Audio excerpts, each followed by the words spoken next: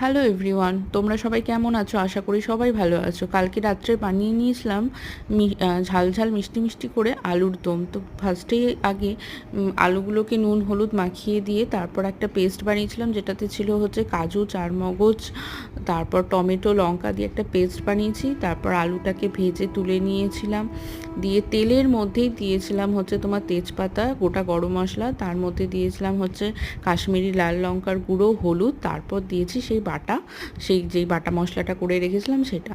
তারপর দিয়ে দিয়েছিলাম একটু শুকনো মশলাও করে রেখেছিলাম, যেটার মধ্যে জিরে, ধনে এই সবগুলো ছিল, যেটা শুকনো মশলা হয়। সেটা দিয়ে ভালো করে নেড়ে আলুগুলো দিয়ে সামান্য তোমার স্বাদ মতো নুন, চিনি যেগুলো লাগবে সেগুলো দিয়ে ভালো করে নেড়ে উপর থেকে গরম জল দিয়ে ঢাকা চাপা রেখে দিতে হবে। দিয়ে আস্তে আস্তে সিদ্ধ হলে নামিয়ে নিতে হবে। তোমাদের ভিডিওটা ভালো লাগলে অবশ্যই সাবস্ক্রাইব করে নিও। টাটা।